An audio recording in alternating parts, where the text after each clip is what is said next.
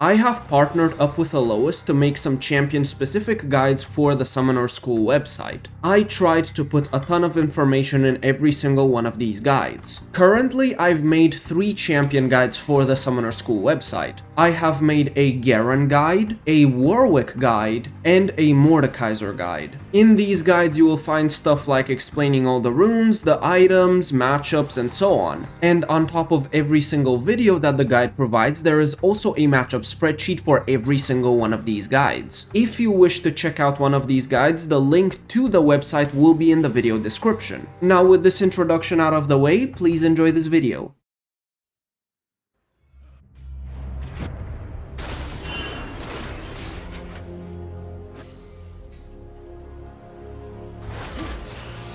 This game, I thought it was going to be Yone top with Anivia mid, but of course it ended up being Anivia top, so because of this I don't have the summoner spells and the runes that I normally run into Anivia. Normally into Anivia, as my summoner spells, I take Flash Teleport, and as for runes, sometimes I'll run Unsealed Spellbook and sometimes I won't. And just in case it would be Anivia top, I took Biscuit Delivery so I'm not completely screwed against her. Into Yone, I don't run Biscuit Delivery, but just in case it was Anivia top, I needed them for a bit more sustain. She has that stun that she can use pretty easily in melee range, and she has her wall and even her ultimate slow. It's quite difficult to get close to her, at least until you get your Rylai. So what you want to do is get Rylai quickly, but you can also rush tier 2 boots, and you can rush either Mercury Treads or Boots of Swiftness. The goal here is to get to that Rylai, because once you get Rylai, Anivia will be forced to wall you. If you manage to get your passive up while you have Rylai, the approach velocity speed will allow you to sit next to her even if she uses her ultimate on you, because she will be slowed and you will be slowed, except for the fact that you also gain a bit of speed from the approach velocity. And once Anivia drops her wall, you can use your ultimate on her and the wall won't follow, so then you can just chase her down and kill. Even her actual ultimate zone won't follow, so you will only really need to worry about her Q stun, which is why you can go Mercury Treads or Boots of Swiftness. Another thing you can do is take the small tenacity and slow resist shard and combine it with Mercury Treads to have 40% tenacity. After you get your Rylai, you can go for something like Force of Nature or Hextech Rocket Belt, K-Neck Rookern, whatever you need for the enemy comp.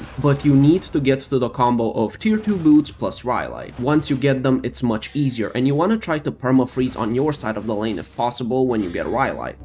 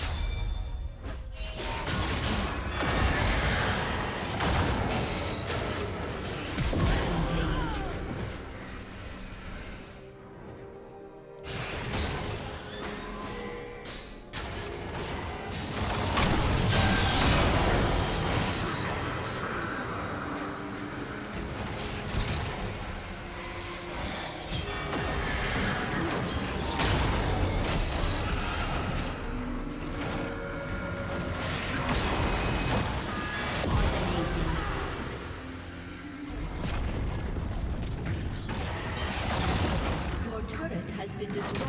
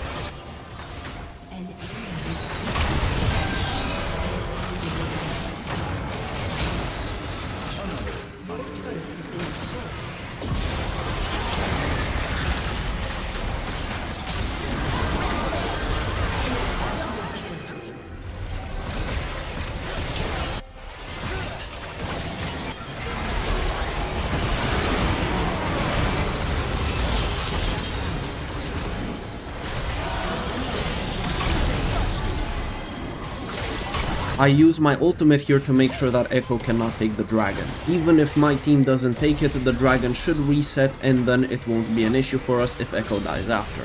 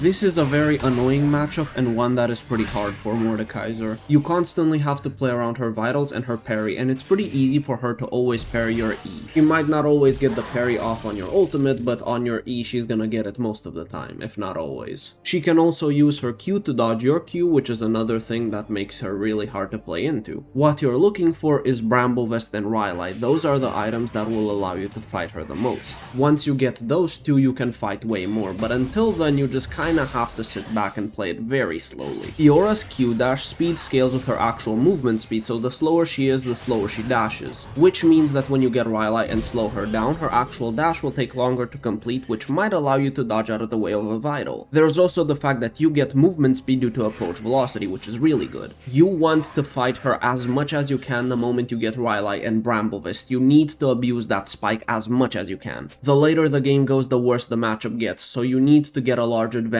on that spike. After you get your Rhylight, what you can do is go Dusk and Dawn, and that's because you can proc your passive quicker on her. You can just do Q into an auto attack and that will proc up your passive fully. There's situations where you aren't able to proc your passive quickly because she dodges your E and Q, and then you need to auto attack her 3 times, and that can take a while. But due to Dusk and Dawn, even if you miss your Q and E, you will get that extra attack speed from the item, and then when you auto attack her once, you will double on hit. And because you will double on hit, it gives you 2 passive stacks, and then you need only 1 other attack. If you want to teamfight against Fiora, don't leave the side lane open. Always push out the side waves and then run to a teamfight, otherwise she will melt your turrets.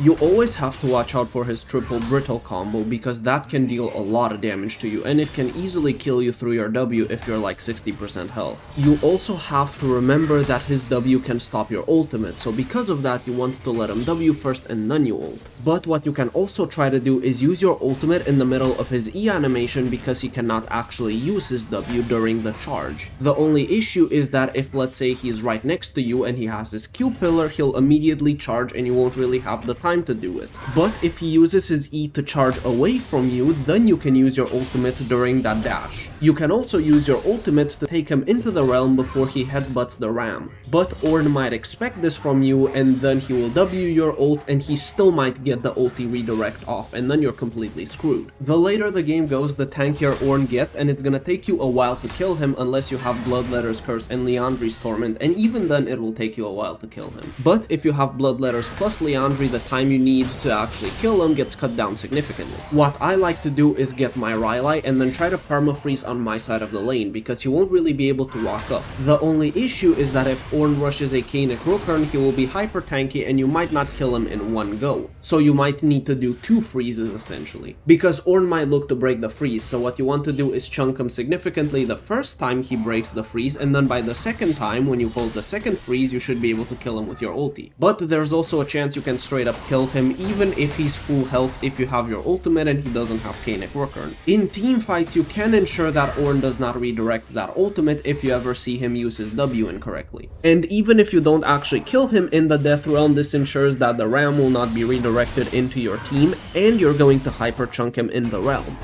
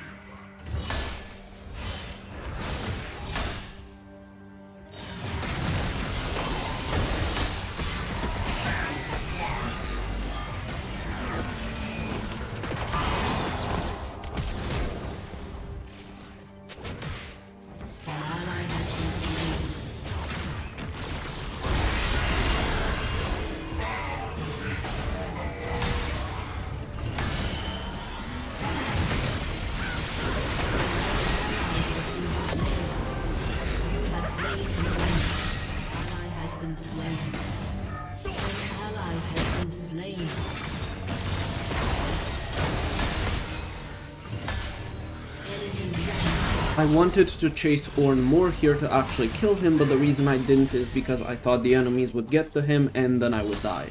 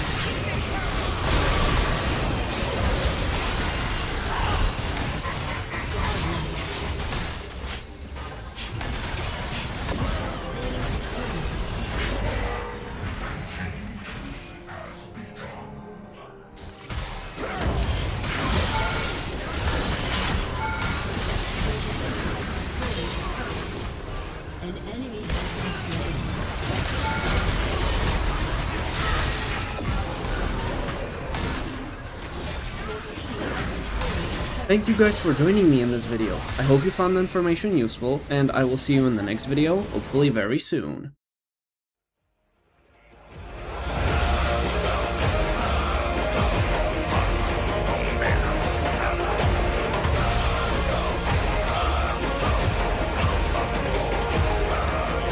I am favored by the gods and awaited in the Hall of Bones.